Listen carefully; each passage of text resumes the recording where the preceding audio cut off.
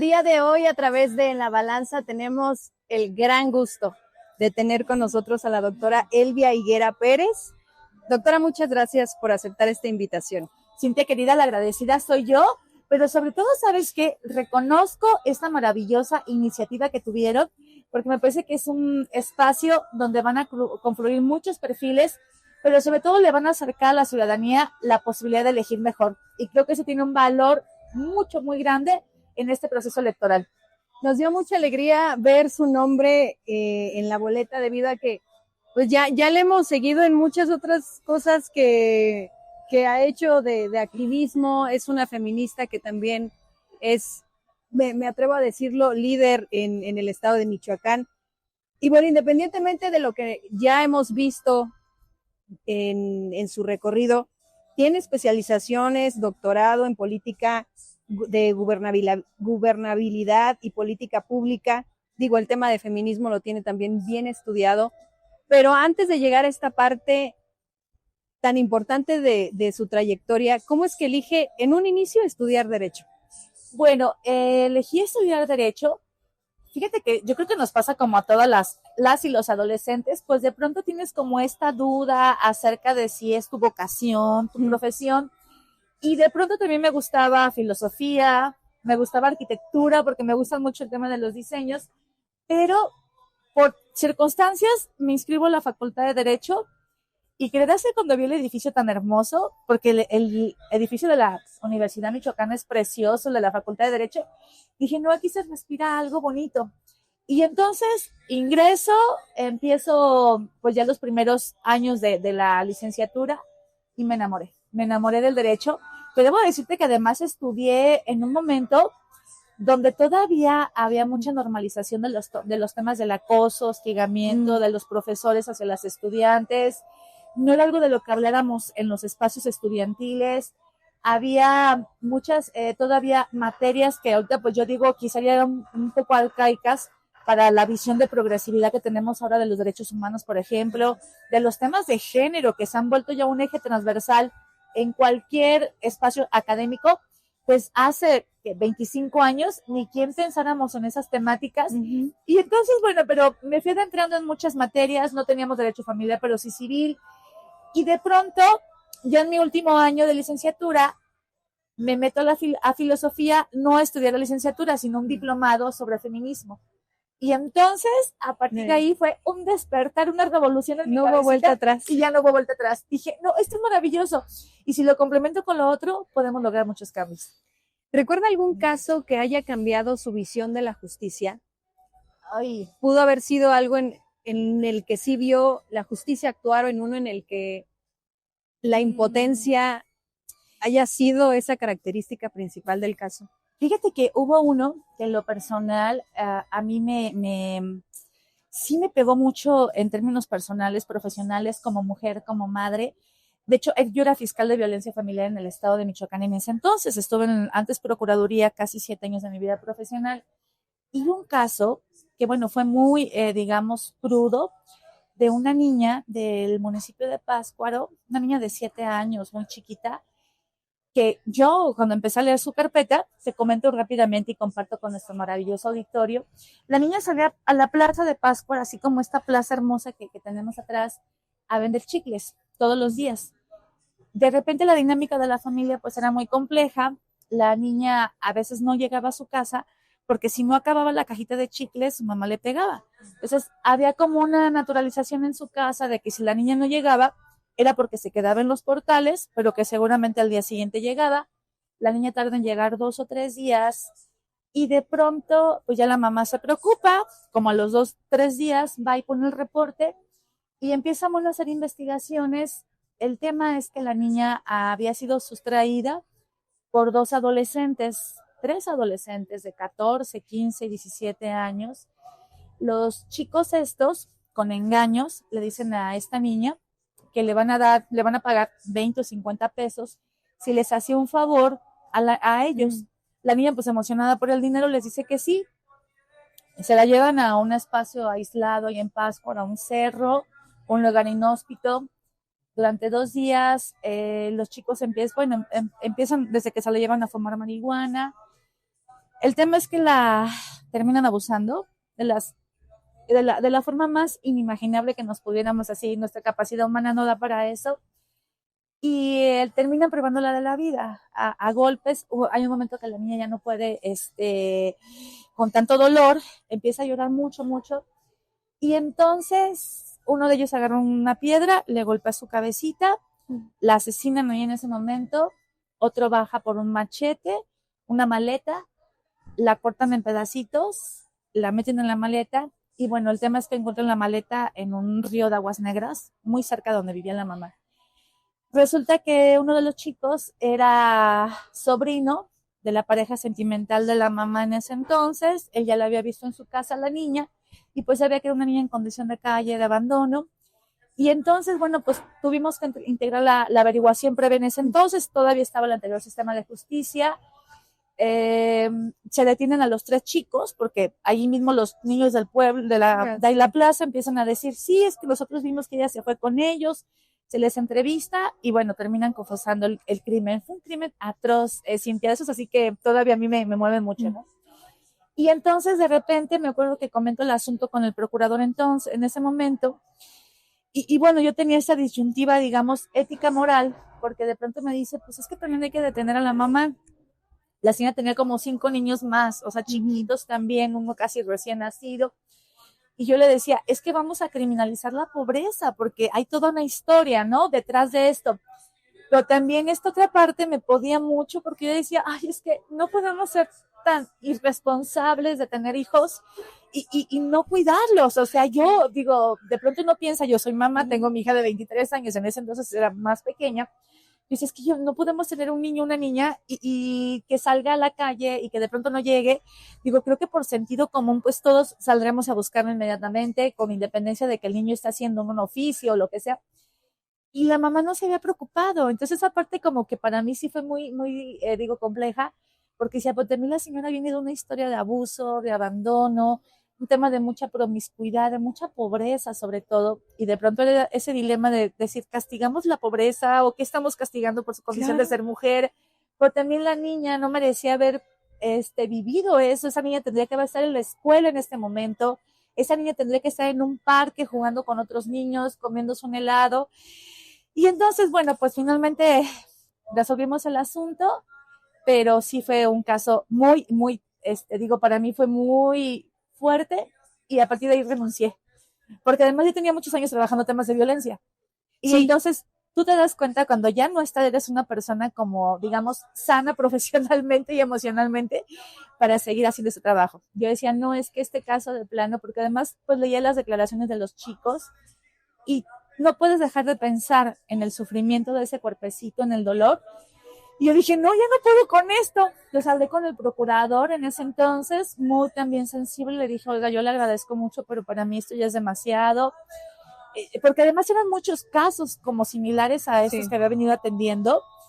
Violencias cruzadas, ¿no? De los hijos e hijas contra los papás, adultos mayores, niños, abusos hacia niños, niñas. O sea, es una cosa que como, digamos, como sociedad y como humanidad, de pronto todavía nos falta mucho seguir trabajando, Cintia, muchísimo. Y entonces, pues en esos casos que te mueven mucho, pero que también te llevan a reflexionar lo que nos falta de trabajar en términos sociales, claro, y la corresponsabilidad que se tiene desde las instituciones, no solamente la familia, sino de todo el Estado, lo que tiene que hacer para que ninguna niña, ningún niño transite por una experiencia como la de esta niña. Doctora Higuera, nos acaba de mencionar un momento crucial en su carrera. ¿Ese sería el mayor reto que ha tenido hasta ahora? ¿O en su vida profesional ha tenido retos más grandes? ¿Cuál creería que es? Fíjate que yo creo que no más grandes, diferentes. Después de eso, bueno, ya soy consejera electoral. Allí incentivé mucho el tema de la paridad, porque era cuando se llevaba la reforma. Entonces trabajamos mucho y nos metimos mucho al tema de la paridad para que las mujeres no solamente fueran postuladas, sino que también tuvieran posibilidades reales de ganar, porque pues una cosa la postulación, pero otra que tuvieran condiciones de competitividad electoral, ¿no? Entonces nos metimos con todo, creamos el Observatorio de Participación Política, propuse la iniciativa, el presidente sí de pronto entendió la importancia del momento, además mis compañeros consejeros y compañeras se sumaron, algunos con algunas resistencias, pero al final se logró. Así es. Y luego de ahí entró el sistema estatal anticorrupción, pero en ese periodo se da el tema de la convocatoria a la Comisión Estatal de Derechos Humanos. Y entonces dije, bueno, pues ya tengo trayectoria, traigo buen perfil académico. Dije, vamos a postular. Y de pronto pues empiezo a hacer mi trabajo, ¿no? Ya sabes, presentarte, hacer cabildo con las y los diputados. Empiezo mucho el tema en medios de comunicación a presentarme en espacios académicos. Y el día que comparezco ante la comisión del Congreso, pues yo, congruente con mi formación feminista, se me ocurrió llevarme un pañuelo verde. Llevaba mi saquito y llevo mi pañuelo verde, ¿no? Y entonces, estando en la comparecencia, un diputado me tomó una foto del pañuelo verde, y le empieza a circular con todos los diputados. El tema es que yo iba terminando de comparecer y me llama un diputado, de cuyo partido no diré ni tampoco daré nombres, pero me llamó en un tono sumamente agresivo y me empezó así como a regañar como si fuera niña. Es usted una irrespetuosa, ¿cómo se le ocurre faltarle de esa manera el respeto a un poder del Estado? No es posible que usted haya venido con un pañuelo verde, sabe que eso significa muerte, dolor. Bueno, yo creo que así es la regañada que en mi vida ni siquiera mi papá me había puesto, ¿no? Porque aparte me dijo, o sea, me dio a entender como que yo era una tonta, que yo no tenía capacidad racional para comprender lo que yo acababa de hacer. Y yo sí en un momento ya así como que reaccioné, porque venía pues la emoción de la comparecencia y demás. Dije, a ver, señor diputado, le dije con todo respeto, pero yo a usted nunca le he faltado de ninguna manera. Dije, me parece sumamente violento lo que usted me está diciendo. Me dice, pues de una vez le digo que usted queda descartada en automático para esa comisión. Me dice, porque es una falta de respeto lo que usted le acaba de hacer a un poder del Estado, el Congreso del Estado. Me acuerdo que me dijo, las ideologías de género no son más que estupideces de mujeres como usted. Pero así, ¿no? Y entonces yo me sentí tan agraviada en ese momento. Recuerdo que me dice, y olvídese del respaldo, por lo menos mi bancada no va con usted, porque no congeniamos con esas tonterías absurdas de los temas de género. Y recuerdo que yo me quedé pasmada, después pues empecé a llorar porque dije, ¿pero qué hice, no? No, pues al día siguiente, ya más tarde me empezaron a llevar a otras personas y me dijeron, oye, pues no, que tu pañuelo, la regaste, no debiste haber ido con tu pañuelo. Decía, pero es que es una ideología que yo, con la que coincido, por la que he trabajado. Digo, ahora ya es reforma de ley, el derecho legal. Le iba a preguntar, ¿hace cuánto fue? Esto fue, a ver, ahora que... Porque dije, ¿qué? Pues fue en la legislatura antepasada, porque justamente era el presidente, con él contendí en ese momento. O sea, en ese momento yo tenía muchas condiciones. Cuando entró el doctor Marco, fue en ese proceso en el que él entra hace que será 4 años, ya va a terminar su periodo. Y entonces, bueno, de ahí se viene en cascada, fíjate, en redes sociales, o sea, cosas bien feas, porque yo recuerdo que había muchos así como comentarios en redes sociales de algunos, inclusive compañeros periodistas que yo pues veía con mucho respeto, y ponían así como en post, ¿no? Comunicados. Le pedimos o le rogamos al Congreso del Estado que no vayan a votar por una mujer asesina para presentar la comisión. Yo así, Dios mío, pero yo ni siquiera he matado una hormiga, o sea, yo soy ambientalista, amo la naturaleza, los animales, todo. Bueno, les pedimos que no voten por una mujer inmoral y escandalosa. Y yo decía, ¿de verdad? O sea, nunca me había sentido como tan juzgada, claro. Tan juzgada. Y yo decía, estas personas ni siquiera conocen mi perfil, no saben el trabajo que yo he hecho, pero me di cuenta que es como tan fácil que te juzguen de manera muy dura. Y además en temas que, bueno, pues ahorita ya es una agenda en materia de derechos humanos, o sea, ya no puedes tú concebir un Estado democrático sin sin estas pues políticas o sin estas reformas, ¿no? Bueno, el tema es que empezaron a decirme muchas cosas en redes sociales, me imagino que algunas páginas pues inclusive hasta como con esa intencionalidad, ¿no? Claro. De que no fueran a votar por una mujer asesina. Y recuerdo que todavía el día que iba a hacer la votación en el Congreso, yo venía caminando porque me habían citado en el Congreso a 1 hora, venía manejando y venía escuchando las noticias un domingo, y escucho que había como una conferencia de prensa que habían dado desde la iglesia, desde catedral. Digo, me imagino que estaba Monseñor en ese momento.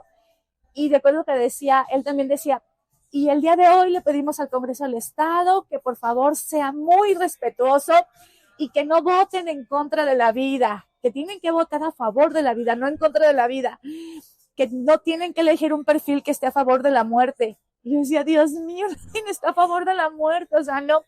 Pero me di cuenta el nivel de incidencia que todavía ejercía la iglesia, en las redes sociales, la desinformación que se había gestado. Y bueno, pues se lleva a cabo la votación.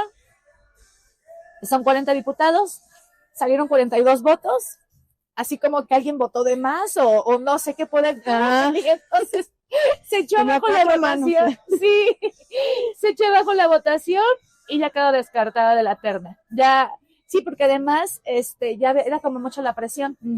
Pero lo que sí te puedo decir en confianza, bueno, no en confianza, porque no sé en confianza, pero además fue público. Porque después de eso, bueno, yo publico una carta en Facebook donde hago públicamente que me retiro, lo digo públicamente que me retiro del proceso, que había sido un proceso muy violento a partir del pañuelo verde que representaba una ideología de lucha, porque además estaba muy fuerte el tema de la marea verde en ese entonces, y que tenía que ver con la vida, que tenía que ver con la dignidad de las mujeres, de las niñas, de los niños, y que jamás iba a estar en contra de la vida, digo, en contra de la vida. Yo dije, estoy a favor de la vida, pero una vida en dignidad, una vida en justicia, una vida en libertad, en igualdad para todos y todas. Esa es la vida que yo aspiro que todas las personas podamos tener. Dije, y dentro de este proceso, dije, muchos que han sido señalados de acoso sexual, deudores alimenticios, muchos que deben pensión alimenticia, muchos que han ejercido temas de violencia doméstica, se sintieron con el derecho de juzgarme. Y dije, y eso fue una inmoralidad, porque ellos sí tenían cosas que se les podían señalar, yo no, pero sí me pusieron como lazo de cochino. ¿Qué cambiaría al día de hoy, doctora? De hace unos años al día de hoy, que no es el mismo cargo, son circunstancias distintas, pero digo, el tiempo de alguna manera siempre da razones a muchísimas cosas. Sí. Pero si al día de hoy, bajo ya con estas condiciones en las que se encuentra para la candidatura en la que está, ¿cómo se enfrentan a las presiones políticas desde un cargo? Pues mira, no es fácil. Yo creo que todos los espacios, digamos, de donde se toman decisiones que tienen que ver, por ejemplo, el legislativo, el propio ejecutivo, el poder judicial, pues ninguno está exento de presiones políticas, económicas, también hay que decirlos, porque mucho de lo que motiva la reforma, pues era como esta cuestión de corrupción que ya estaba como muy impregnada dentro del poder judicial y que a veces era muy escandalosa, pero que pues no se podía tocar porque el poder judicial siempre había permanecido como muy alejado, digamos, del sentir ciudadano, de la observancia inclusive de los medios de comunicación. Entonces, yo creo que sí es complejo a veces no estar como, no tener esa posibilidad de tener la presión política o económica en muchos casos. Pues yo creo que cuando actúas con congruencia, Cintia, cuando lo haces en un marco de justamente cómo el derecho se puede interpretar de la mejor manera y tienes los argumentos necesarios, las herramientas, yo creo que eso te ayuda mucho como para inclusive que la otra parte entienda por qué no. Porque hasta para esa persona que te pueda pedir algo indebido, hay un costo. Y entonces, o sea, así como ponderar si realmente vale la pena que usted y yo nos arriesguemos a que yo resuelva en cierto sentido, pero si esto llega a otras instancias, si se va ante una corte internacional o México que pertenecemos al sistema interamericano de derechos humanos y si ya no lo revierten, el costo es para todos, no solamente sería para mí. Claro. Entonces yo creo que el punto clave es justamente la ética, la congruencia y yo creo que esta cuestión de ver más allá del momento, porque finalmente los entornos políticos cambian, el tema económico me parece, digo, realmente vale la pena que arriesgues una vida profesional de respeto y reconocimiento por alguna cantidad, yo no creo, pero bueno, no sé, puede ser. Una de las preguntas que sabemos que no está en el ámbito de esta magistratura y y tampoco en sí de una sola persona, pero si tuviese la oportunidad de hacer una reforma dentro del sistema judicial, ¿cuál sería su prioridad? Una reforma dentro del sistema judicial. Bueno, hay una que a mí me gustaría mucho. Debo decir que en el Poder Judicial nunca ha habido una mujer presidenta del Poder Judicial. En toda la historia del Poder Judicial del Estado de Michoacán, nunca ha habido una mujer presidenta. Y hace algunos años, siendo el gobernador, el actual gobernador de Michoacán, el maestro Alfredo Ramírez, siendo diputado, impulsó una reforma a la ley orgánica del Poder Judicial del Estado de Michoacán, donde justamente él en esta reforma solicitaba que la presidencia fuera alternada mujer y hombre, porque además en la historia del Poder Judicial también casi todos han sido magistrados varones, ha habido muy pocas mujeres. Uh-huh. Y entonces recuerdo que en ese momento pues se generó como mucha inconformidad por parte de los magistrados en ese entonces, porque decían que el Congreso estaba violentando a un poder del Estado, como era el Poder Judicial, y que el proceso era democrático, o sea que si las mujeres no ganaban, pues eran porque no ganaban, pero que ahí todos tenían derecho a participar. Pues creo que no, porque la mayoría eran hombres, había como 3 magistradas en ese entonces. Y recuerdo que hubo un magistrado que me buscó y me dijo, doctora, ayúdame a hacer un voto, porque yo quiero hacer un voto diferente. Dice, yo no me voy con mis compañeros, me dice, porque sé que están muy molestos con la propuesta del diputado Alfredo. Me dice, pero usted ayúdeme a hacer un voto diferente, porque yo sí creo que es bueno que una mujer llegue a la presidencia del Poder Judicial. Y dije, sí, claro, con mucho gusto. Ya al final me parece que la iniciativa no prosperó, no se le dio como ya el seguimiento y entonces ya no transitó. Pero me parece que la alternancia digamos, en ese espacio sería importante, porque también ha sido de los poderes más renuentes al tema de la paridad, de la perspectiva de género, de una visión diferente de la justicia a partir de la multiculturalidad, la mirada de las infancias, de las personas en condición de discapacidad, de diversidad sexual. Entonces creo que eso puede humanizar mucho la justicia y yo estoy segura que las mujeres tenemos una visión diferente del quehacer en el ámbito de la justicia. ¿Cuáles son las fortalezas que tiene para aportar como ya en la magistratura? ¿Cuáles serían esas aportaciones que podría hacer a partir de su experiencia? Ay, pues yo espero no sonar muy arrogante. No. Espero no sonar muy arrogante. Además, tu trabajo siempre estaba ahí. Pues mira, yo creo que la experiencia, Cintia, que hemos tenido la oportunidad de tener en diferentes espacios, pero sabes que también creo que algo que creo que va a abonar mucho a fortalecer el Poder Judicial con esta reforma es que vamos a llegar perfiles que hemos estado cercanos a la ciudadanía. Porque no es lo mismo defender desde una parte técnica un feminicidio a contextualizar los entornos, las estructuras de desigualdad que siguen todavía imperando para las mujeres, la discriminación que todavía se presenta en muchos espacios, cómo estas estructuras siguen normalizando y naturalizando la violencia hacia las mujeres, porque el feminicidio pues responde a estas estructuras, digamos, todavía que normalizan, que naturalizan la violencia y que generan como un caldo de cultivo para que las niñas, las mujeres y las adolescentes sean privadas de la vida, así como este caso que comenté. Entonces yo creo que el principal aporte que vamos a dar quienes lleguemos ahora con esta posibilidad, que ojalá sí sea el caso, es que vamos a llegar con una visión cercana a la gente de lo que debe ser la justicia. Porque algo que motivó la reforma, pues era esta lejanía del Poder Judicial. O sea, de repente usted iba a pedir una cita con una jueza, con un juez. No, con miedo, no sabías. Pues la gente no sabemos. Sí. Entonces imagínate, alguien que te está resolviendo un tema de una pensión alimenticia, pero que además es para una niña en condición de discapacidad, pero además de una comunidad originaria, pero además quizá con un padre migrante que es muy irresponsable. Y entonces todas esas visiones se tienen que conjugar para que esa jueza sepa por qué es urgente esa pensión alimenticia. Porque es un tema de salud, de alimentación, de educación, de lo que sea, y eso solamente se percibe a través de los sentidos, viendo a la gente, sintiendo el dolor. Brevemente, porque debido a su trayectoria, no, me refiero a lo siguiente. No, es que es una pregunta que ya no creía necesario realizársela por el contexto en el que usted tiene su trayectoria, pero que creo que eso es importante porque nos da una visión de lo que falta en el tema de justicia. ¿Considera que el sistema de justicia en México es accesible para todos? No, no, estoy más que convencida de que no.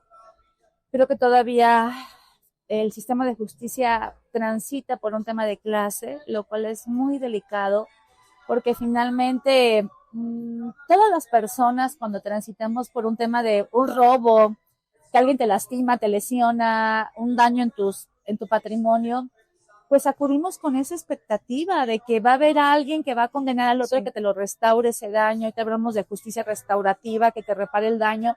A veces las personas, más que el tema del castigo, lo que buscan es que se te restaure el daño. Fíjate, te voy a comentar rápidamente una experiencia. Ahora que estuve trabajando en la Subsecretaría de Derechos Humanos, trabajé mucho con las madres buscadoras. Y Cintia, de verdad es también así súper emotivo y así te contagias, o sea, cuando eres empática te contagias de esa sensación, esa desesperación de estas madres, porque escuché a varias en muchas reuniones que de pronto te decían, es que ¿sabe qué, doctora? Yo no quiero que los detengan, o sea, yo de verdad, créanme que si me traen a las personas que se llevaron a mi hijo, a mi hija, yo lo único que quiero pedirles es así, casi de rodillas, que me digan dónde los encuentro, dónde lo localizo. Yo no quiero que los metan a la cárcel, no quiero castigo, quiero saber dónde están los restos de mi hija o de mi hijo. Entonces eso te habla de los vacíos legales, porque imagínate, o sea, ante la falta de respuesta del Estado, pues la gente ya ni siquiera tiene esta posibilidad de pensar, quiero que los castiguen, quiero que cumplan una pena de 50 años. No, la gente te dice, solo quiero un lugar. y en muchos casos la justicia restaurativa, que me parece es una forma de humanizar la justicia, es esa posibilidad que se te repare el daño, pero en base a lo que la víctima necesita, en base a lo que ella entienda como una reparación del daño integral. Y a veces, por ejemplo, mujeres que viven violencia dicen, es que a mí con que me pida una disculpa y se comprometa que no me va a volver a buscar, que no se me va a acercar, que no me va a estar llame y llame, yo con eso, licenciada, yo me quedo tranquila. No le sé que no lo metan a la cárcel, nada más con que se comprometa, que me ofrezca una disculpa por todo el daño que me hizo, o que me pague la terapia psicológica, o que me pague las lesiones. Pues creo que tenemos que también analizar la justicia de otra manera. Cuando te pregunta, creo que todavía no todas las personas tienen garantizado un derecho humano tan importante como es el derecho a la justicia. Tiene que elegir 3 valores que la representan. Ay, que son su fuerte. ¿Cuáles serían estos 3 valores? Híjole, pues yo creo que uno que me gusta mucho es la ética. Eso me parece que es un principio de vida que marca la diferencia en cualquier espacio. La integridad pudiera ser, y la otra, la alegría. Y otra, bueno, este es un supuesto, son 3 preguntas para finalizar la entrevista obligadas. Okay. Si tuviese la oportunidad de cenar con cualquier personaje histórico, ¿con quién cenaría y qué le preguntaría? Puede ser personaje histórico o de los que aún están vivos. Puede ser no, yo elegiría de bola, así rapidísimo, a don Pepe Mujica. Y lo que le preguntaría es justamente cómo es que logró encontrar ese sentido de vida que lo hace una persona tan respetable en todos los foros internacionales, pero con esa calidad moral que impone, esa congruencia en su vida, porque es el presidente, digamos, del mundo más pobre de todo el mundo, y eso creo que lo caracteriza, esa humildad. Yo le preguntaría eso, ¿qué hace para mantener esa humildad? Y a él escogería. Y siempre he dicho que si lo hubiera conocido antes, igual hasta lo hubiera acosado, porque me encanta ese señor, sí. Y otra pregunta es, ¿qué es peor, un inocente en la cárcel o un culpable en libertad? Ay, híjoles, yo creo que ambas cosas son terribles. Y creo que el sistema de justicia tiene que estar encaminado a que eso no suceda, jamás. Finalmente, en una palabra, ¿qué significa justicia para usted? Justicia significa paz social. Doctora, muchísimas gracias por su tiempo. Le deseamos mucho éxito. Muchas gracias, Cintia querida. Gracias, un placer haber estado con ustedes.